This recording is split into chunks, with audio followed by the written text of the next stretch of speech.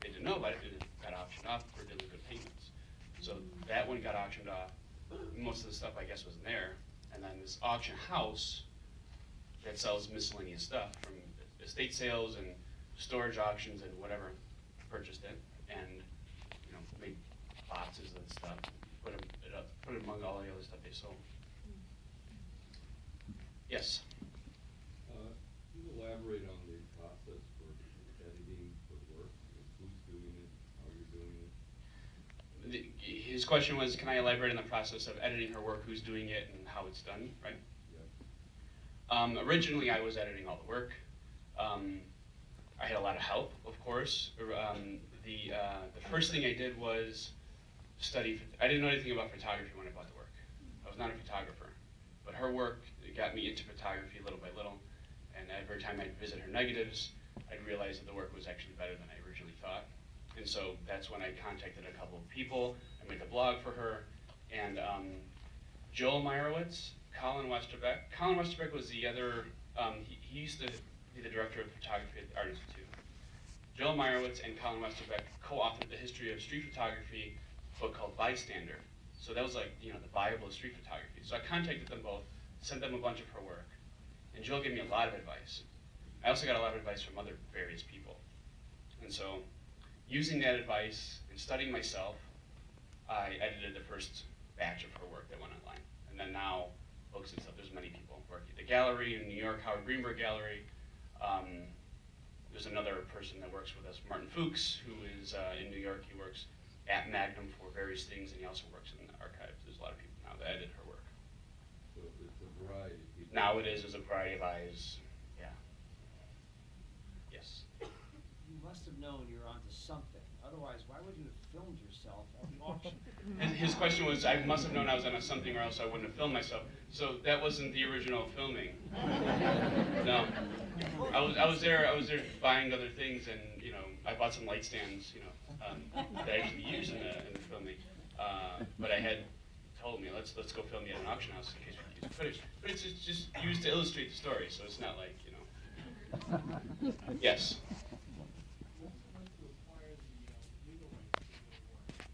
He said, what was it like to acquire the legal rights? Very challenging because it's really hard to figure out who has it.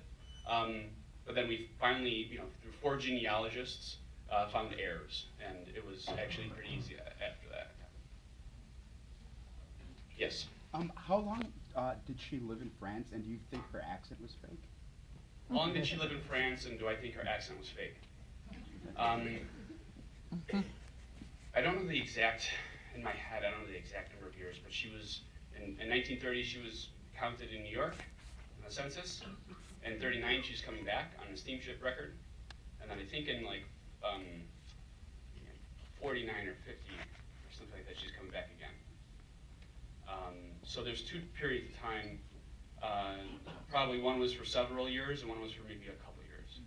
So, yeah. And I don't think her accent was fake, but I'm not 100% because there's a lot that goes into it. For example, the first time she went to France, she didn't speak a lick of French at all. And then all of a sudden she spoke perfect French the second time. This is what the village told me. So. Yes? Can you talk more about the process of deciding to include the more difficult aspects of her personality and life, the kind of more, the darker side of her? The process of including it in the film, or the process of... The decision to include that in the film. So she asked what was the process of the decision-making of including the darker stuff in that we uncovered. When we did not expect to hear stories like that, so it really caught us off guard. But when we did, we Charlie and I both realized that whatever the outcome of these interviews are, that we're not going to sugarcoat it. We're not going to portray somebody that is not who this person is to make a better, more sensational story. We wanted to make sure we tell the right story. And so when we found these stories, this was the most dramatic by far, but it was corroborated in a sense by another family that had stories about her ditching him and stuff. So we thought, we're not going to say this is what happened. We'll show you the person who was obviously shaped by Vivian, and have her tell the viewer her story as a character, as a, character study, if you will. And that's how we did it. Yeah. So that's how we presented it. At first, I felt like I didn't want to know that, but then as the film unfolded, I was glad that it was kept in the film. It's kind of in the spirit of her work also, to show every aspect. Show the reality, yeah, thanks. Yes? The boys that took care of her at the end of her life, the Carol's sons, and how many weren't included in the movie? Did you ask if they were Carol's sons? Yeah, Well, Carol's son is in the film. Strawberry Patch were there. Okay, so I'll clarify. So you asked the boys that took care of her later in her life, why weren't they in the film? Yeah. Okay, so Carol's son Duffy is in the film. They were the kids that took care of her. The family she worked for about 17 years she worked in Chicago. She moved to Chicago in '56, worked there for about 16, 17 years. They were very close to Vivian because she basically raised them as they were her children, and they consider her like a mother. In fact, they told me that she was more of a mother than their own mother. And their mother, who we also interviewed, said the same thing. Because she was, 20-something years old, and Vivian she knew how to do this, and she was basically teaching her how to raise her kids in a sense. This is what she told me. So Vivian stayed in touch with them, or they stayed in touch with her through her whole life, and then later in her life, when she was homeless, they bought her a studio apartment on the North Shore. They weren't in the film. We interviewed them. They weren't in the film because after the press started going crazy, it was out of our hands. They thought that they didn't want to be a part of it, so we respectfully took them out of the film. But we had other people tell their story. Yeah. Yes? I have three very brief questions. Yeah. One, did your book that started this journey ever get made and printed? Secondly, the cousin you located who was allegedly her last surviving family member, did you learn more about her family of origin through him? And third, the checks that you found that were uncashed, was that presumably because she was a hoarder that she never cashed those and she forgot about them in light of her financial Right. circumstances? So I'll answer the first one. The first one is, did a book ever get published? Yeah. So I published the little neighborhood books in Chicago, and they have them in other cities. The little sepia-colored neighborhood books. Portage Park is the one I co-authored. It's published when I finished it and sent all the stuff into the publisher. That's when I took out the box again. So that's done. That was in like 2008 or something. The cousin, yeah, we learned a lot through people who knew her in the village. Not enough that would, we wish we could have learned more. But this is like, she was there so long ago. He had the baby photo of her. He had photos of her mom and stuff like that. Her mom's camera. Her mom actually developed contact sheets of her work in that lab in France, where Vivian was having her postcards made. They don't have any copies of it. So there's a lot that we learned, and they had a house there that they bought. They borrowed money from the village to buy it, and they never repaid it. And then when Vivian came back in 1959 on her world travels, they were like, hey, you owe us money. And she's like, well, here's a camera. That's all I got. And they were just insulted. But now they're happy that the village is getting a lot of attention. They feel like it's kind of like her repaying them. And then, what was your last part? The checks, the income tax checks. She had a letter from the IRS saying that we're sorry, we did something wrong, and you actually owe us more money than we thought. And so she had this other letter that she Xeroxed like 20 times, like, how is this possible, blah, blah, blah. And after that, she never cashed a check. So she was probably paranoid that she would have to give it back. So she never cashed a check again. Yes?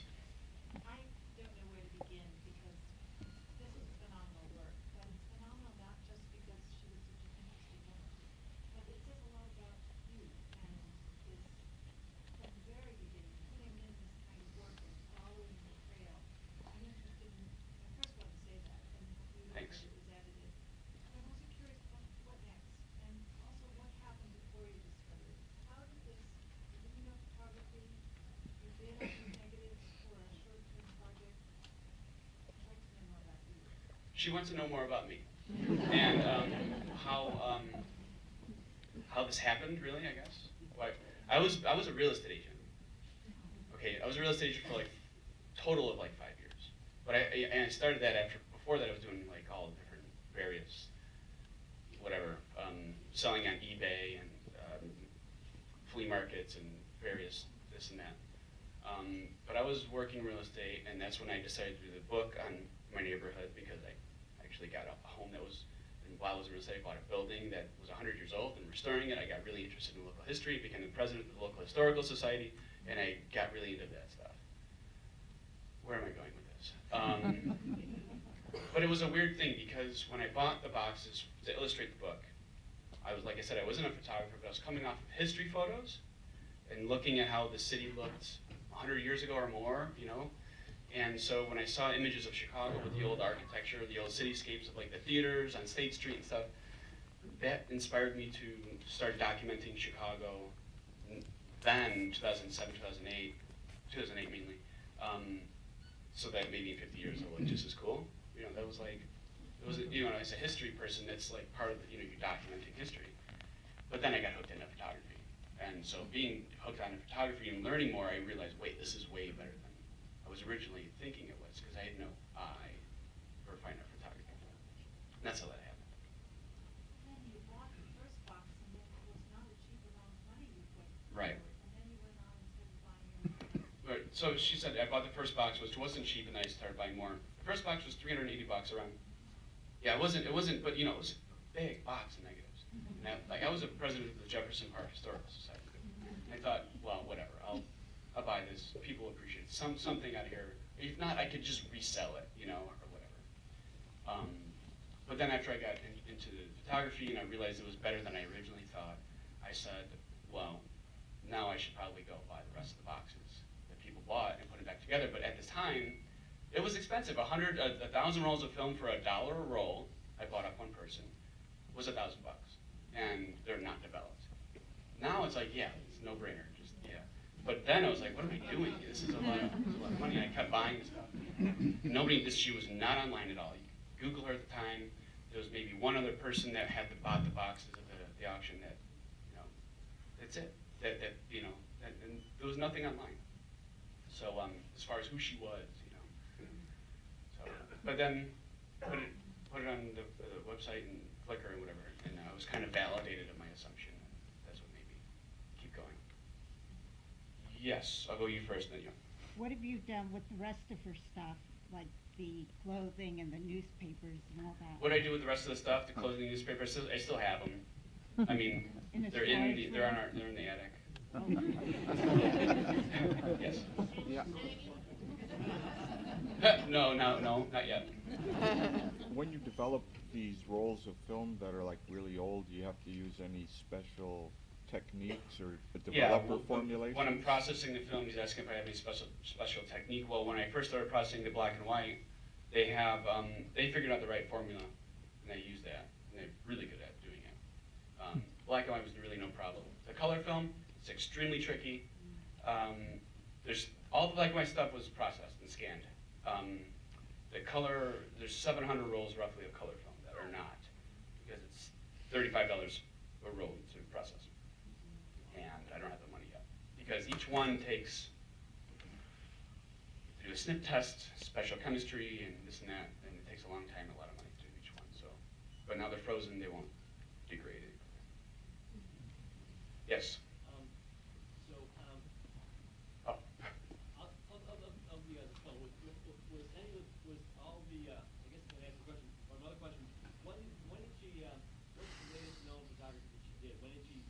What's the latest known photography date? When did she have, 1999 is the last roll, the latest date. But I know she was buying rolls up into 2005-ish from the Central Camera store.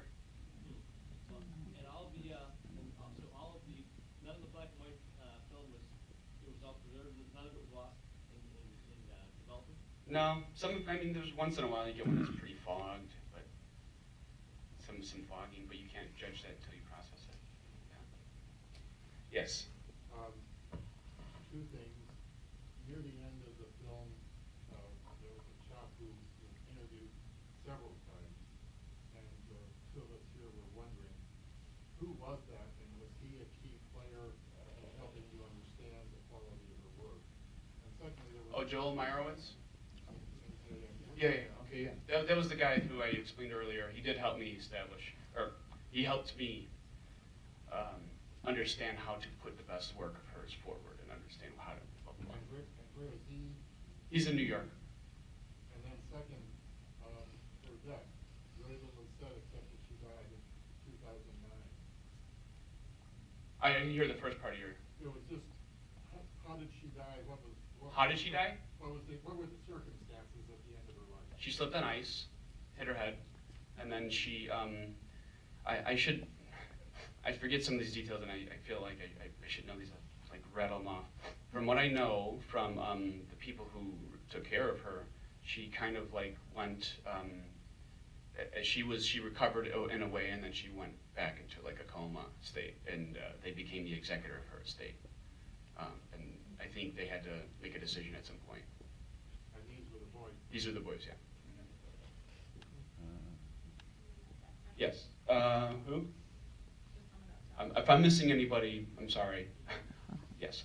Well, first, thanks for bringing this great artwork to the world. He's clearly one of the greatest photographers, I think, at least in the U.S. Based on everything that, well, the film presents sort of contradictory aspects of her personality. She's a nanny, loving these kids, yet she appears to be abusive. She's very isolated in the world. So what would you say captures the essence of her as a person? And do you have a clue as to what type of psychological problem or disorder that she has? And finally, do you find yourself becoming more like her? Yeah, of course. So, you asked if I found out if she had any psychological issues. We didn't find anything that was like definitive, and we don't want to speculate on whatever. I mean, maybe there's a name for what her compulsion was. I obviously have compulsive tendencies, and the opposite of hoarding, I'm very much of a minimalist, but I have obsessive tendencies, which helped me make this film. So yeah, I definitely can relate to her in that way. What would you say is her essence as a person? Because that's sort of the mystery of her is. I don't. Who is she? So what, if you can, what would you say if you had one paragraph to describe her as a person? Her as a person in one paragraph? I mean, I'm not going to do that, but I mean, I can tell you from the top of my head what comes to mind. I mean, she was a very strong woman. She was very independent. She lived life on her own terms, so she didn't really need society's approval to do certain things. And she just did whatever she wanted. And I think it's that type of thinking outside of the box and not really caring about what everybody thinks about you and doing whatever you want is really admirable. So that's what I'd say. Yeah. 2 more questions. Yes, all the way right there. Yes, waving. Both of you waved. I'm assuming the film is going to travel out. How can somebody in Sacramento or someplace find when this film is going to show? On the website, the findingvivianmaier.com website, we have play dates. I think it'll be all over. I don't know what Sacramento will be. Yes. I did want to ask, are there other people that have some of the collection? Are there various other people that are showing it or printing the negatives? Yeah, are there other people that have part of the collection and showing it and doing stuff? Yes. There's 2 other people. One of them is doing shows. So what I have is probably around 90% of her stuff and work. There's another person in Chicago who does a lot of shows all over. And then another person who really doesn't do much. He did one show a couple years ago. I don't know how much he has. I think it's a very small amount. I have no idea the quantity. But yes, there's 2 other people, yes. Yes? John, thanks. I've been following you since you first came out. I think you were in the Chicago Cultural Center I met you. Yeah, Cultural Center and the books and the History Center and the everything. And, well, everything, I love it, but I do love the movie because I loved how it tied it together. I loved hearing her. I loved, I want to go and see the one at the History Museum? Washington. Okay, yeah, that's by the other collector. Yeah. Okay, We haven't done that many shows. We did one in the Howard Greenberg Gallery, which is in New York, Yeah. and the last one we did was 2 years ago, really. It's like, I don't know. But Probably I do love, more stuff. one of the things that I loved was her boots, and her camera. Yeah, remember I said, I wanna see the boots? Thank you. Final question, right here. I'm gonna stretch into two questions. Number one, did you find any books of hers, art books of photography in her Yeah. in her materials, and who are the photographers she had in there? And number two, could you elaborate on the cognitive dissonance you've been getting from the curators here in Chicago and other parts of the world? Okay, so the books she had are all from the 80s and 90s. It's very important to understand that these are from the 80s and 90s. So there's nothing that would have influenced her 50s and 60s and 70s work. But she had all different photographers. Louis Hine, Bernie Sabat, many, many different people. Thomas Struth. I mean, there's a lot of different photographers. But, so who knows? She probably had books in the 50s too.